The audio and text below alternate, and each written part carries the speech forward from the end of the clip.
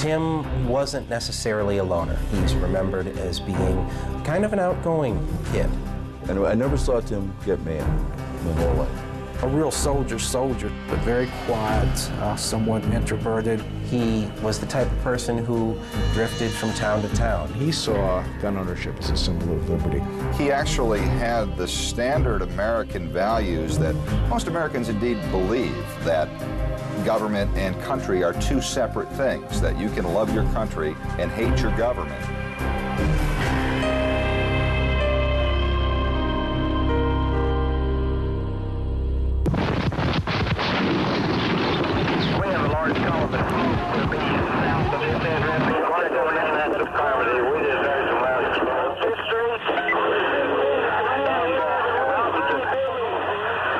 The explosion took away what appears to be nearly 1/3 of the building. The entire front is gone. A terrible explosion. It's just like an atomic bomb went off. The story is in Oklahoma City.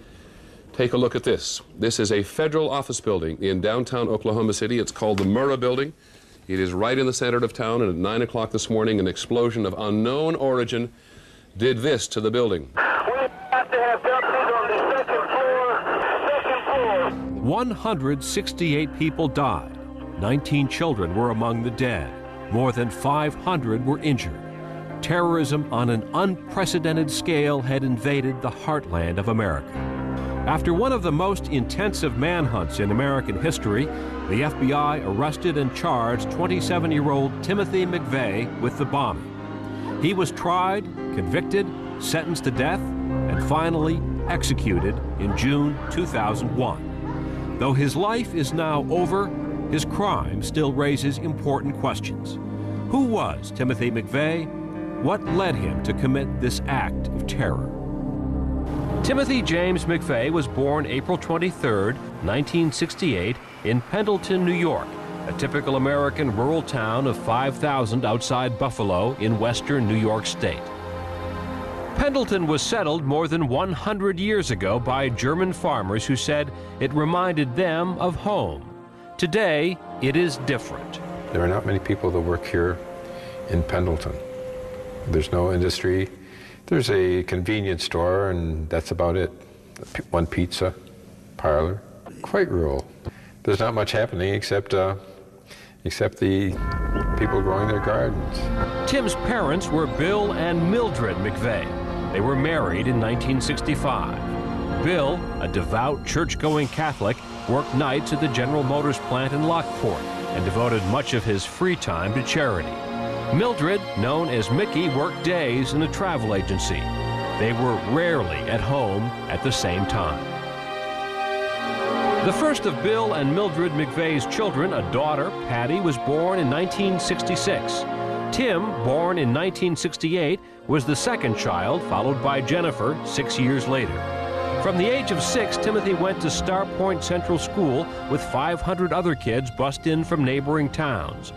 Tim, in his neighborhood, got to be pretty well known for being kind of an attention getter, an outgoing type kid. And he used to set up haunted houses. He enjoyed inviting the neighborhood kids over to his house to have fun. And they had a pool.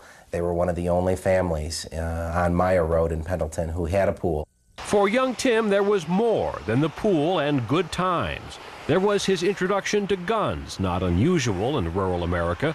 For Timothy Mcveigh, guns would become a lifelong passion. Tim was very close with his grandfather, Edward Mcveigh, who taught him at a very young age the importance of guns. And his grandfather purchased a gun for Tim. It was a little, a starter's rifle type gun. And he gave this gun to Tim as a present and taught him how to use it. I know Tim was interested in guns. My wife signed his pistol permit, as a matter of fact, and she had no hesitation in doing that. And I know he did have a few guns. During the winter of 1977, Pendleton was hit by a severe blizzard. Tim was 9 years old, and he was worried. He started storing water in the basement, as his grandfather had. He wanted to store food in the cellar, and he wanted to get a generator that they would keep down in the cellar, and this was where Bill Mcveigh shut it off. He said, no, we're not buying a generator that we can keep in the cellar. But that's where the initial survivalism in Tim started. His early interest in survivalism taught Tim how to be alone, but it didn't mean he always kept to himself. He was to himself, but he was far from a loner. I mean, he would speak well. He wasn't an exhibitionist or anything like that. I saw him in our religious ed classes, and he certainly was, you know, one of the kids, gotten his share of trouble, but it was never ostracized in any way. You know, he was one of the kids. By the time Tim was 10, his parents' marriage was in trouble. Bill Mcveigh continued on the night shift because it paid well, but Mickey was bored and went to work at a local bowling alley. That seemed to be the time that Mickey's eyes began to wander, and she was unhappy with her home life, loved her children very deeply and wanted to take care of them. Still had a love for Bill, but not a love for marriage necessarily. There was a lot of men who liked Mickey very much. She was a very beautiful woman. Mickey started spending time away from home. She frequently left the town for long periods. It was something that affected Tim very deeply. He asked a friend of his father's if he was the cause of his parents' problems. He said to this man, "Why is this happening? Is it something that I have done? Is it me?" It was something that he began carrying with him that caused this maybe outgoing young type of kid to somehow go inside of himself. And Tim stopped talking about his family. I have no idea why she left. I mean, she was a pretty girl, and she was good to the family, and Bill, I think, is a perfect husband. But again, behind closed doors, I have no idea what goes on. When Timothy was 16, Mickey left Bill Mcveigh and Pendleton for good. She moved to Florida with her daughters. Tim decided to stay with his father.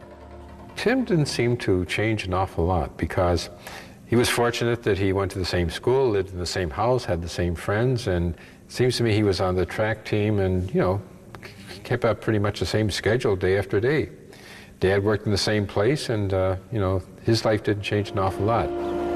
Though his two sisters and mother were gone, not much else was different for Timothy Mcveigh. High school graduation was on the horizon, and so were profound changes he would experience in the larger world outside Pendleton. In 1984, at the age of 16, Timothy Mcveigh became a self-reliant teenager. With his mother and two sisters living in Florida and his father still working nights, he learned to be on his own and to create his own interests. When Tim was in high school, he developed a computer program that was just very, very, very involved. He impressed his teachers to no end with this computer program of communicating through a modem. As far as inventive, I mean, it was just an intelligence. It was just kind of breaking forth. Just a smart kid. He was called the Wanderer on this computer system, and he was pretty well known, and people still talk about what he had done even today. Like many teenagers, he collected comic books and listened to rock music. Van Halen and Ozzy Osbourne were two of Tim's favorite groups. He worshiped the film Red Dawn, the story of school kids in Colorado resisting a Soviet invasion of the United States. Tim constantly read survivalist magazines and kept up his love of guns. One of his good friends, Justin Genter, recalled that Tim actually brought some type of an air rifle type gun to school to show off to the other kids, and remembers Tim saying, "I can stand in this policeman type style and I can shoot just like a cop would," and he'd shoot off 15 rounds or however many it would do, and the other kids were like, "Well, you know, that's nice and everything, but you know, that's not the type of thing that we're really interested in." There was more to Timothy Mcveigh than guns and computers. Much else of what he did was quite average for a teenager. He became the regular babysitter for Molly and Paul McDermott, his next-door neighbors. When Tim came, he played with the kids, and so that was great. And of course, I would check the refrigerator after he left, because he always had a voracious appetite, but stayed skinny as a rail. He was fun. He was the best babysitter I ever had. Most babysitters would come in, tell you to be quiet and watch television, put you to bed. Tim would come in, find out what we wanted to do that night. Sometimes he would play with myself and with Jenny if she was over, but a lot of the time he would spend the time with Paul. And he'd bring little plastic aliens over, and they would spend hours setting them up all over the house. And then they'd have wars, and they would come and they would sweep them all up and take them off to Mars. Toward the end of high school, Tim and his friends sometimes went drinking 30 miles north of Pendleton in Niagara Falls, Canada. But Tim was rarely seen on a date. Other kids in school remember Tim always calling the beautiful girls up, the prettiest girls, and them always saying no. He never wanted to settle, he always wanted the moon. But he was never able to connect with one who had the same interest in him as he did in her. Tim stayed interested in the church because of his father Bill's strong influence. For his confirmation, Liz McDermott had planned an all-day retreat. But Tim thought it was important to follow the rules in high school and at first refused to go.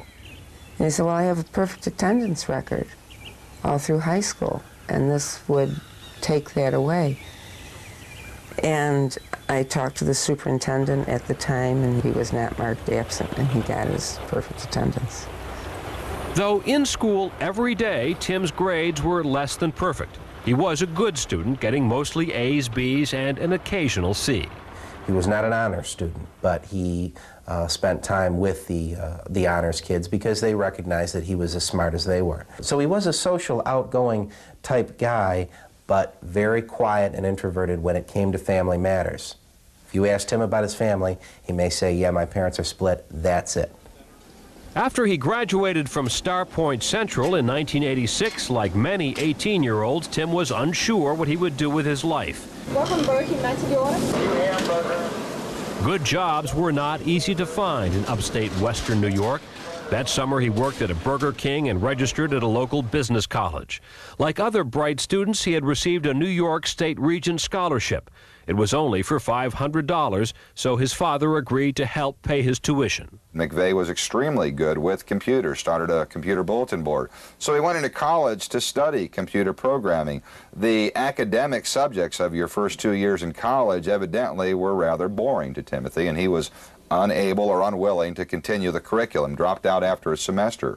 He saw an ad for a job as an armored car guard, something that appealed to him, and he got on his 19th birthday, he got a concealed carry permit and for an automatic pistol. Mcveigh was a good employee. He showed up to work on time every day and took his job seriously. But there were some troubling signs. His continuing fascination with firearms led to some unusual incidents, like his bringing extra heavy weapons to work. He came in a few times with, shotgun shells, at least 25 of them with a shotgun. Just like, Rambo, gun-ho.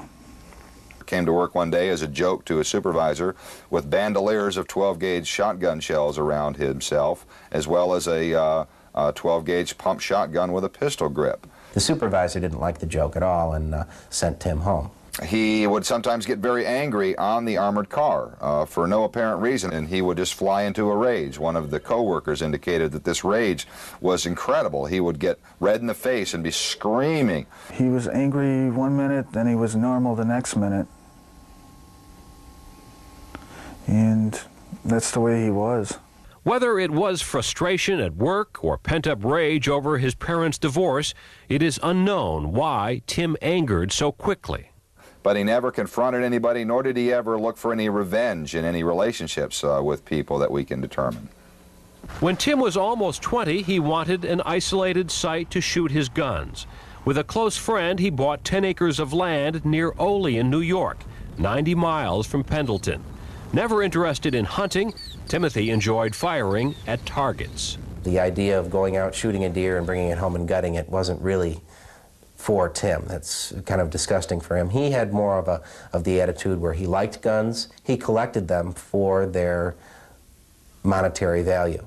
Timothy did not see his future in security, and the chance of a good job with a future in Pendleton did not exist. One night, Tim was listening to his father and some friends talking. And they said, well, there's really nothing for you. And one of them kind of jokingly said, why don't you join the military? Tim took that very seriously. He told his father, Dad, I'm joining the Army. His father said when, and his son told him tomorrow. It was a surprise to everybody in Mr. McVeigh's hometown. On May 30th, 1988, 6 days after enlisting, Tim was in Fort Benning, Georgia to start basic training. On the same day, a farmer named Terry Nichols arrived from Michigan and was placed in McVeigh's unit. Nichols was 12 years older than Tim. They became fast friends, and their paths would cross many times over the next 7 years. Immediately, Timothy McVeigh found a home in the Army. He was a perfect soldier. I mean, he was someone who was very dedicated, very committed. I mean, they sort of used to look at him sort of askance because he used to make sure that it was, spit and polish beyond everybody else. He was pretty young to be a sergeant. He was one of the first guys to get promoted in the unit to sergeant. Not many people had a problem with that because we all figured he pretty much earned it. He was somebody who read manuals on tanks and guns and weapons from front to back constantly. Just a real soldier, so to speak, during that period. But very quiet, somewhat introverted. He didn't have a whole lot of friends. We would go out drinking and partying and trying to have a good time. And he never was a part of that. When soldiers in his unit drank too much in nearby Junction City, McVeigh would drive them from the bar to the barracks, but for a price. I never saw him spending money hardly. He would loan guys in the unit, maybe $15 in 1 week, and next week after payday, you'd have to pay him $20 or $25. But it was a straight-up deal. People knew if you went to him that he's going to loan you a certain amount of money, but he expected something in return. More importantly, as a soldier and their sergeant, his men trusted him. He was the type of person who, if you were in a hole with somebody, you would want to be there with Tim because you could bet that Tim was going to be the person who would come out alive, and you just might too if you were along with him. He is a self-described survivalist. He would talked about a certain shelter or a bunker and having weapons in there and guns in there, a place to go in case perhaps the apocalypse hit or something like that, that he would have a place to go and survive. He attended gun shows every now and then, and where you would find different publications about how possibly one day America was going to take the right to own arms away from the people. He seemed to was afraid the government may take his guns away, may infringe upon his rights as a gun owner. He had a distrust of the government, definitely, at that time. I never sensed in any way at that time that he had a hatred for the government at all. During his stay at Fort Riley, Kansas, McVeigh had been selected to try out for the Special Forces, the exclusive Green Berets, his dream assignment in the military. And had trained extensively for it, doing hundreds of push-ups and hundreds of sit-ups every day, carrying 100 pounds of gear 13, 15 miles a day to get himself in the physical condition for the course. The Gulf War changed that for him. Sergeant Timothy McVeigh was an expert gunner on a Bradley fighting machine. He and his unit, parts of the 1st Infantry Division, the Big Red One, were sent to the Gulf and were in place, ready for war by January 1991. McVeigh, not yet 22, would get his first taste of combat, his first kill, his first medals, and a deeper distrust of his government.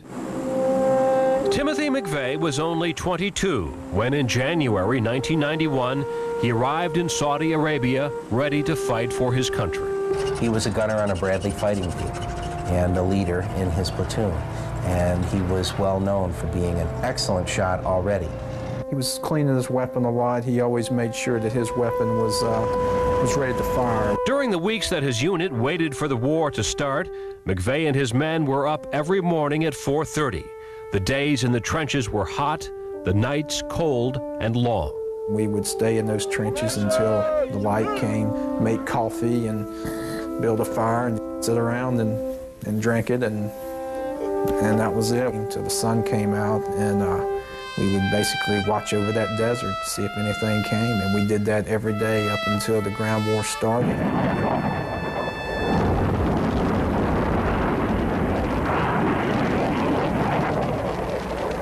After sitting on the border of Kuwait for almost 6 weeks, once the ground war finally started, Mcveigh's unit was quickly in the thick of the action. Mcveigh had been trained to kill on sight and wasted no time pulling the trigger.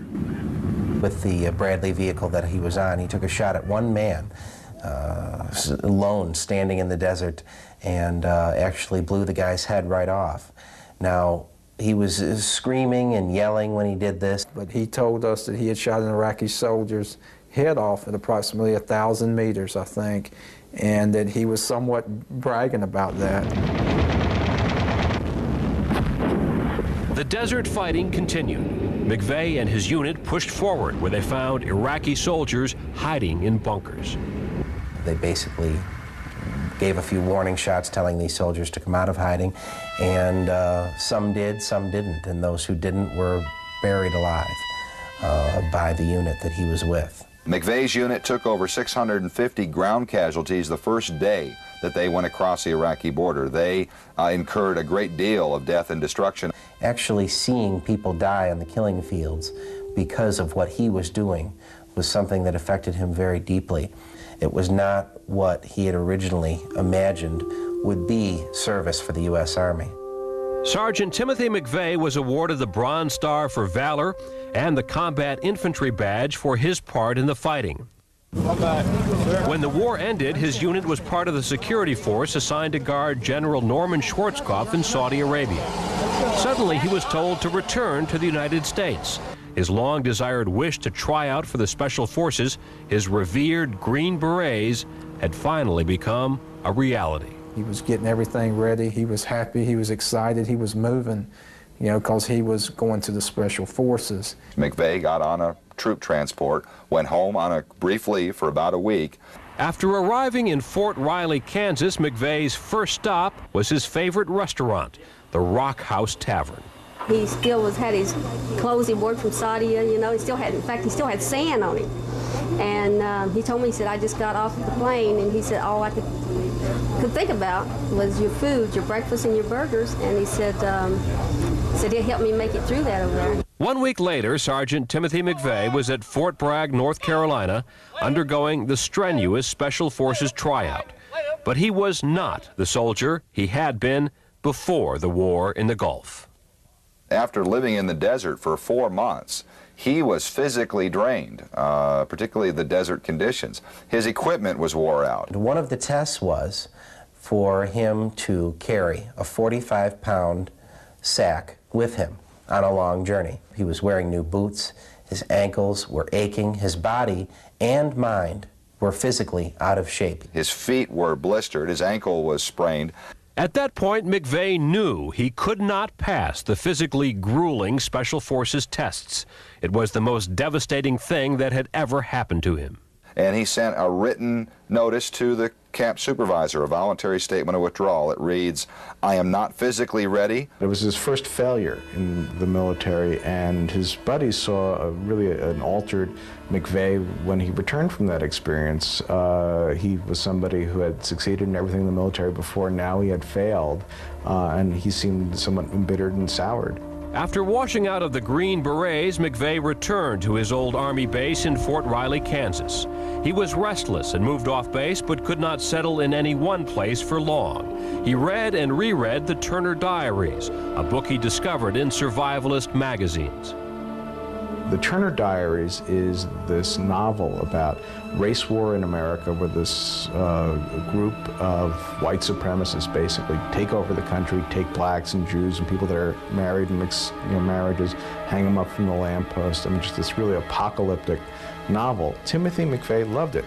He became more and more angry with the government and thought that this fictional book could somehow become a reality, some type of Orwellian prediction.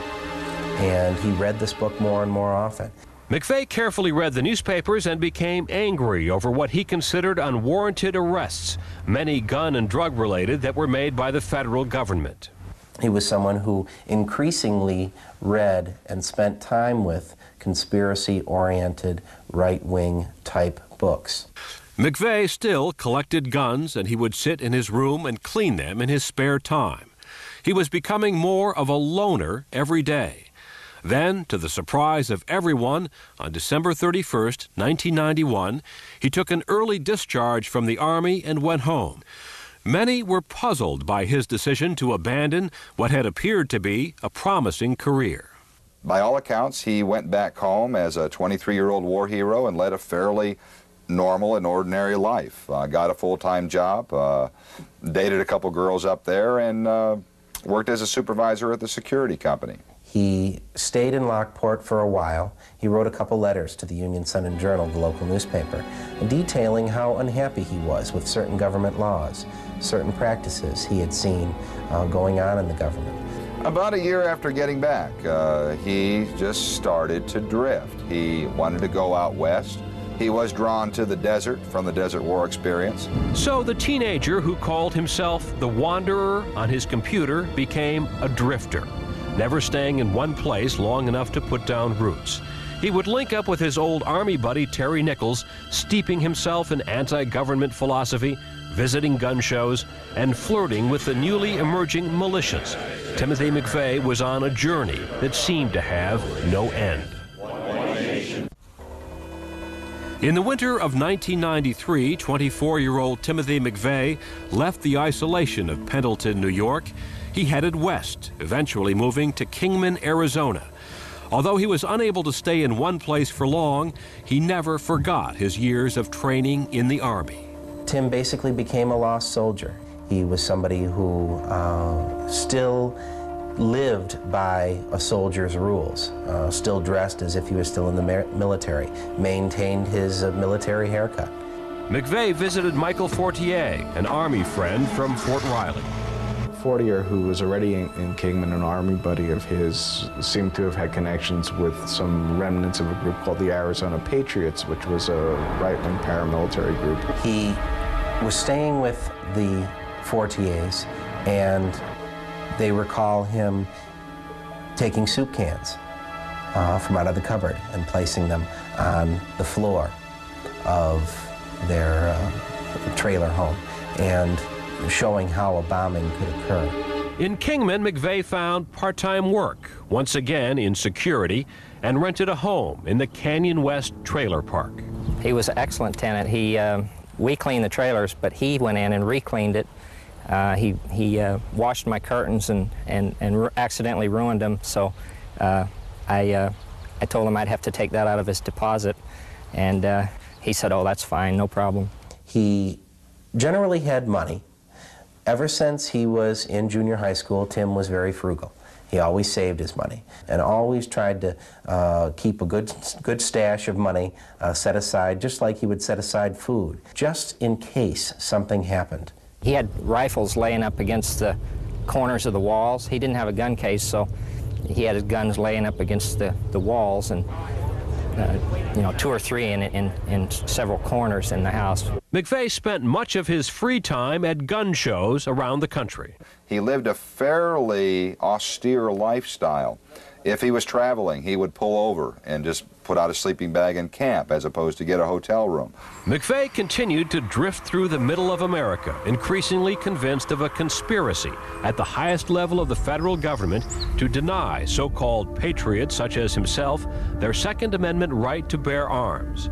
Mcveigh found further proof of a government out of control in the August 1992 standoff between federal agents and white supremacist Randy Weaver in Ruby Ridge, Idaho, when FBI sharpshooters killed Weaver's wife and son. Randy Weaver became a hero to people because his home had been, in their view, invaded by agents who wanted to take his guns and arrest him. Mcveigh also openly supported the Branch Davidians when federal agents surrounded their compound in Waco, Texas. There are surveillance photographs of Timothy James Mcveigh in March of 1993 standing outside of the Branch Davidian compound protesting the presence of federal law enforcement and military personnel. On April 19, 1993, federal agents stormed the Branch Davidian compound. When the smoke cleared, 86 men, women, and children were dead. That action by federal agents against what Mcveigh considered innocent people confirmed his greatest fears and apocalyptic fantasies, a paranoia stoked by the inflammatory rhetoric of films like Red Dawn and novels like The Turner Diaries. The Davidian compound caught fire. Tim watched it and basically began crying and screaming at the television about what was going on. The raids that had been predicted in the Turner Diaries were coming true. The Turner Diaries had become Mcveigh's Bible. When not selling the book at half price, he gave copies away at gun shows. And the book, if I recall correctly, I think on page 38, describes in great detail how shortly after 9 o'clock in the morning, the hero of the book with some friends put together a truck bomb of approximately 5,000 pounds of fertilizer and fuel and blow up, in this case, the federal building was the FBI office in Washington, but otherwise it's remarkably similar to what happened in Oklahoma City. In November 1993, the Brady Bill was passed, requiring a waiting period for the purchase of all handguns. For many on the political fringe, this was a watershed event and the cause of a new wave of panic. Owning a gun was a symbol of liberty. Once the federal government could begin to curtail those rights, what would be next? So all those issues combined to really get the militia movement started in the beginning of 1994, and there were also issues that in Timothy McVeigh's own life seemed to resonate for similar reasons. In the first months of 1994, Mcveigh continued what appeared to be his aimless drifting. He visited his old Army friend Terry Nichols in Michigan. There have been reports that Timothy McVeigh attended a few meetings of the newly formed Michigan militia and perhaps other militias as well. Mr. McVeigh, first of all, denies that he ever went to any militia meetings. As a soldier, he basically indicated that he was not really particularly impressed with most of the militia organizers that he personally had seen on the gun show circuit or been familiar with their literature. There is no evidence that Mr. McVeigh joined any militias or, for that matter, any other extremist groups. How many meetings he did or did not attend is not, an important thing if he was following the ideology and the basic philosophy of what these types of groups should do. In March 1994, McVeigh went underground and dropped out of sight. Though he never stayed in one place for long, he was occasionally spotted at gun shows in Nevada and Kansas and frequently visited Terry Nichols in Decker, Michigan. In September and October 1994, authorities say that McVeigh and Terry Nichols bought large quantities of ammonium nitrate, an essential ingredient for making homemade bombs. The two men traveled over the back roads and small towns of the Corn Belt until April 14, 1995. When McVeigh moved to the Dreamland Motel in Junction City, Kansas. The young man seemed to be a kind, outgoing person. He was friendly, he didn't take a lot of time up. He came and did go as a regular customer, not like some people who come in are distraught or depressed and I have to pay attention to him. He seemed to be a nice guy, right, like your next door boy. On April 17th, authorities say McVeigh used a fake driver's license to rent a Ryder truck in Junction City, Kansas. On April 18th, he was reportedly seen driving the truck and filling it with gas. A trucker said he saw the truck loaded with sealed blue plastic barrels in the cargo bay. During this time, experts began to pick up the rumblings of anti-government activity from right-wing groups across the country. But we can't use you if you're sniveling and afraid to take back liberty. If the liberty tree is to survive, it has to be watered with the blood of tyrants and with patriots from time to time that it might live. I guess it's time for us to water the tree. The great fear was that April 19th, the second anniversary of the federal raid on the Branch Davidian compound in Waco, Texas, would galvanize the most violent impulses on the extreme right. It was the ideological equivalent of Pearl Harbor. And folks in the movement started talking about this as Militia Day. And it was clear that something was going to happen someplace in the country. At approximately 8:40 in the morning on April 19, 1995, a slow-moving Ryder truck was seen near the Alfred P. Murrah Federal Building in Oklahoma City. At 9 a.m., a tall man was seen hurrying away from the parked truck. At 9:02 a.m., the truck exploded with tremendous force, blowing out 9 floors of the building. The nation now had to come to grips with the shock of this unprecedented event and the reality of terrorism in the American heartland. On April 19, 1995, a blast devastated the Murrah Federal Building in Oklahoma City. The bomb went off just as hundreds of people had showed up for work, just as children had been dropped off at a daycare center on the 2nd floor. 168 people, including 19 children, died in the attack, and more than 500 were injured. Within minutes, a valiant rescue effort was underway. Soon after, an intense manhunt began to find the bombers. We will find the people who did this. When we do, justice will be swift, certain, and severe. That morning, Timothy Mcveigh had been speeding down a rural Oklahoma highway in his dust-covered yellow Mercury. Within hours of the blast, he was pulled over by a sharp-eyed highway patrolman, although the FBI would not be aware of this for a few days. 10:20 a.m., which was 75 minutes after the explosion, Trooper Charlie Hanger stopped the vehicle for not having a tag displayed. During the ensuing conversation, he noticed a bulge under the fellow's jacket that he immediately took to be a gun in a shoulder holster. Police say the pistol Mcveigh carried was loaded with illegal, armor-piercing bullets. He was arrested and jailed in Perry, Oklahoma, where he supplied them with his real name and Social Security number. Meanwhile, the FBI had found a piece of Mcveigh's truck at the Murrah Building. This led them to the truck rental office, where they obtained physical descriptions of 2 men. The following day, the FBI released sketches of these men. The manager of the Dreamland Hotel soon identified John Doe number 1 as Timothy Mcveigh, and his name was entered into a national crime computer. By the next morning, April 21st, the FBI had located him still sitting in the Perry, Oklahoma jail. He had been only hours from release. Investigators breathed a sigh of relief. When the FBI arrived to question Mcveigh, he would only give them his name, height, and weight. They were struck by his composure and his military demeanor. Here's a guy that has this never-ending loop-type tape running through his mind. He's running through his mind that I'm a soldier. I went on a mission. I got caught on my mission, but I'm still a good soldier. Mcveigh was held as a suspect in the bombing and was brought back to Oklahoma City, where he faced angry crowds. Soon after, Terry Nichols gave himself up to the local police in Michigan. By August 1995, both Mcveigh and Nichols were indicted by a grand jury in Oklahoma City. They would eventually face separate trials. As Mcveigh's attorneys prepared his case, their client was already facing public rage. Since the case aroused such intense feelings in Oklahoma City, it was moved to Denver, Colorado to ensure a fair trial.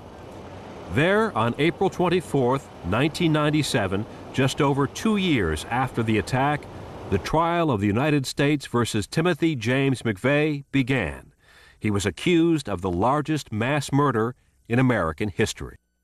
Mcveigh refused to take the stand and showed little emotion during the trial. On June 2nd, he was convicted on all 11 counts, including using a weapon of mass destruction. Many of the victims' families rejoiced when they heard the news. Mcveigh was sentenced to death and was transferred to a federal prison in Florence, Colorado. Within this supermax facility, Mcveigh lived in a unit reserved for the worst offenders. It sort of reminded me of the cells in Silence of the Lambs. The first cell was Ted Kaczynski, the Unabomber, and next to him was Ramzi Youssef, the bomber responsible for the World Trade Center bombing. Then we got to the end of the row, and there, as I looked in through the plexiglass, there was Tim Mcveigh. He had literally taken his place alongside some of the most infamous criminals of his time, spending 23 hours a day in his cell. Eventually, he admitted his guilt to 2 reporters from the Buffalo News. He later said he regretted that children had been killed, but never expressed any remorse over his actions. He always claimed the victims were collateral damage. He talks about it in tactical terms as a military man, never in terms of remorse, never in terms of the pain that he caused to all those people in Oklahoma City. In 1999, Mcveigh was transferred to death row in the federal penitentiary in Terre Haute, Indiana. He made a few attempts to appeal his conviction, but all failed. Finally, on December 12, 2000, he asked a federal judge to halt any appeals on his behalf and set an execution date. It was set for May 16, 2001. It's a joke to Tim Mcveigh. You can't punish him. He sees it as a win-win situation. He's been able to manipulate the media to get his anti-government message out, and he's also getting his ticket out of life, which holds no joy for him. Mcveigh prepared to become the first federal prisoner to be put to death since 1963. He even won a decision that prevented the government from performing an autopsy on his body. It seemed Mcveigh's story was drawing to a close, but then on May 11, 2001, just 5 days before his execution, U.S. Attorney General John Ashcroft made a startling announcement. The FBI had failed to turn over thousands of pages of evidence to Mcveigh's defense attorneys. I have made a decision to postpone the execution of Timothy McVeigh for 1 month. The execution was postponed until June 11th. While the government claimed these documents would not have a significant impact on Mcveigh's case, his defense team scrambled to request a stay of execution in light of this new information. We have a lot of work to do. We've got a lot of documents to review. We've got legal research to do. We need to have serious conversations with our client. In the end, his lawyer's last-ditch efforts were to no avail. 33-year-old Timothy McVeigh was executed by lethal injection on June 11, 2001. At his request, none of his family members attended the execution. McVeigh was cremated and his ashes scattered. Today in Oklahoma City, the devastated Murrah building is gone. No rubble remains to mark Timothy McVeigh's notorious place in American history. At the site, a memorial now stands, 168 empty chairs, one for every victim, commemorate the innocent lives lost on that one unimaginable day of horror in 1995.